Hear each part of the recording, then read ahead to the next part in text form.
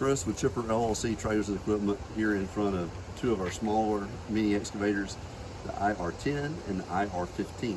We covered the IR18 up to the IR30 in another video. This is just focusing just on the smaller machines. So start with the very smallest. They're going to be gasoline, then the 15 is a diesel.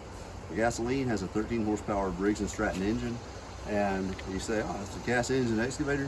What will it do? Well, I mean, not a lot compared to an IR30, the biggest machine, but compared to a guy in a shovel, it's fantastic. So, you know, in the world of comparisons, it's all against what you're comparing it against. And what these are really meant to compare against is against, not against another excavator, but against not having an excavator.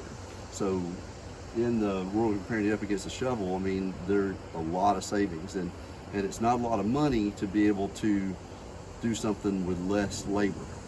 You know, low expense machines to be able to have access to, you know, to dig your holes for your plants, to, you know, things that, you know, normally would be done by hand, can be done a lot faster and less expensively with a machine. So again, 13 horsepower Briggs and Stratton power. They're electric start, but they do still have the pull cord on them, so you can still reach in there and pull start them. Then you also have a guard here that comes off quick and easy. The only thing I would say on these you have to remember is, with it being an electric start gasoline engine that has electrical functions off of it, you do have to disconnect your battery. So you've got a battery disconnect. If you forget to disconnect it and it sets too long, you will come back to a dead battery. But you do still have a pull start, and the battery is easily accessible. Just pull these two bolts here, and you can get the panel to recharge it, or the alternator will recharge it. Traditional excavator controls, this does have ISO to SAE switching, so all of our Iron-Rhino machines are going to have the ability to switch between ISO and SAE. So if you own one of these machines and you have an operator that's used to Caterpillar or backhoe controls, and another person who's used to ISO controls, the same machine can just toggle back and forth at the flip of a switch between the two control patterns. They're also going to feature quick coupler standard and hydraulic thumb standard. So you got your track control.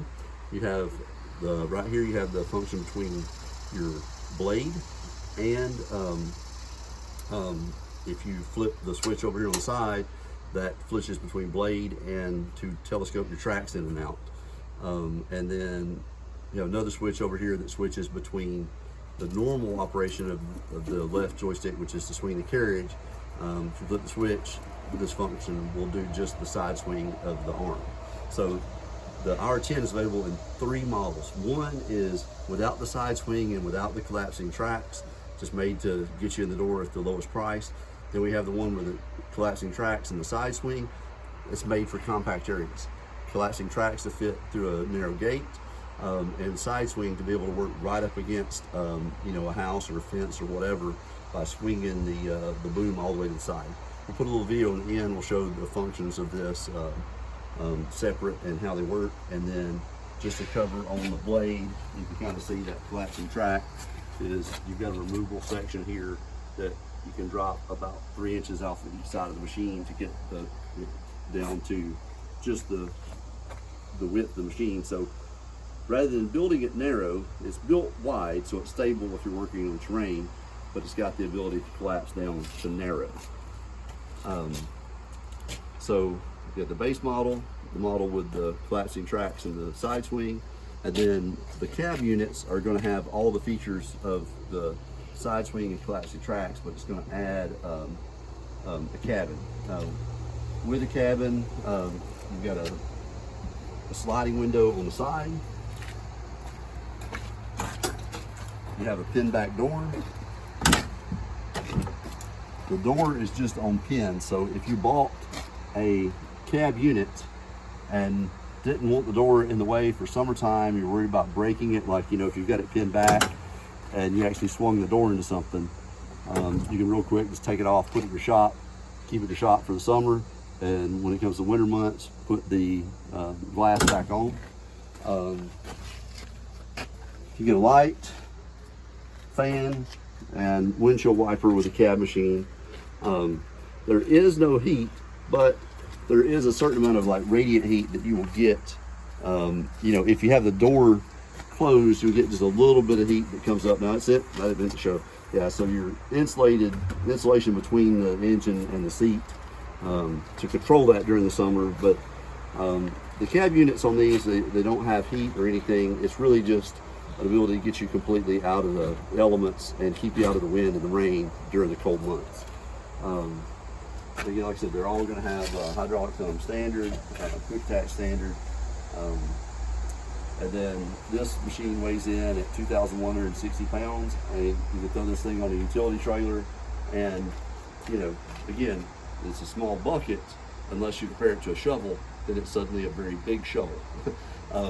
And it doesn't get tired, it eats gasoline, and you don't feed it lunch or anything. The IR15 diesel model. This is a very impressive little machine. It comes with a Kubota 722 diesel tuned for 14 horsepower. It's got fold-up access at the rear, as well as access from the seat. A nice seat in here with armrests. The armrests help a little bit, like with giving you something to rest on while you're operating the controls. On this one, you got your track controls, you have your blade control, and then you actually have pedal controls for your thumb and for your collapsing of the tracks on this. And again, we'll put a little video at the end where we show those functions through. A little bit beefed up, a little beefier thumb. Also available in 3 models, but even the base model on this is still going to have side swing. So there's a base model over there. It's going to have side swing, but without the expanding tracks. This is the model with the side swing and the collapsing tracks. And a good point of reference is this one is showed with the tracks collapsed. So we just haven't taken the outer push bar out to get it narrow, but you've got it collapsed here, and then on the cab unit, you've got them expanded. And then let's go through the cab unit on this one real quick. You've got 2 sliding access doors to open up. It's also going to be the same as the 10. On these, they're not going to have a separate heater unit, so you get a little bit of ambient warmth from the engine. But the main thing you get in the wintertime is it's going to knock off the wind and the rain, and it's going to keep you protected from that. And as with the other one, it's a very affordable cab because it's not a cab heat and AC, so the upgrade is not a whole lot.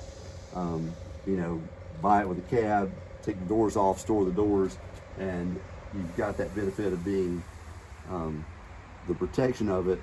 But in the summer, you got the doors out of the way so that you can get a little breeze going. And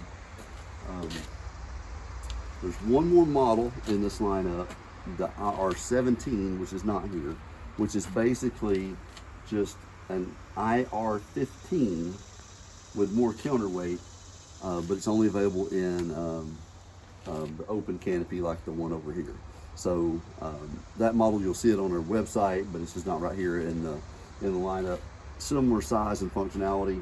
It's just going to have a little bit more strength due to having just a little bit extra counterweight than the Model 15, but it's only available like set up the one way. So we'll do a little bit of a demonstration at the end here. All these are available at chipperllcsales.com. Specs are available at Iron-Rhino.com. And thanks for watching. Starting with the ISO to SAE controls is on the IR10 is the switch on the left, and ISO to SAE is just switching between your boom in out and your main boom up down. It just inverts the left control and right control for whichever if an operator is used to one or other set of controls. And then we also have 2 switches on the right. So this is switching between the blade up down and the chassis expand and retract. And then the other switch is going to switch between the normal side swing, which side swings the entire chassis, and only doing the side swing cylinder. And what side swing is going to give you is the ability to dig a trench, you know, right alongside a house, because the boom motion is in line with the track, that way with it shifted off to the side. And then the hydraulic thumb is on its own individual control on the IR10.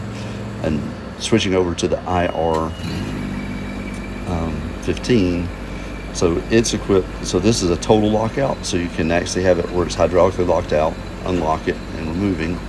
And then there's your ISO to SAE control that switches that function. And then we'll show the on top of the joystick, if you hold the button on top of the joystick while you turn, that is going to give you your side swing. So just the joystick alone is your turn the chassis. Hold the button while you do that, and that's going to be your side swing. And then what I'm going to show now is sometimes when you're doing the collapsing of the retracts, the expand will push out strong. Sometimes the retract will stick a little bit if you're on like really dry, hot pavement. So when you do this, if there ever is a problem with it, you know, retracting, you can take the arm, push a little bit of weight down on the arm, push down with the blade, and kind of take a little bit of weight off the tracks, and then that'll allow something to collapse and expand easier. Thanks for watching.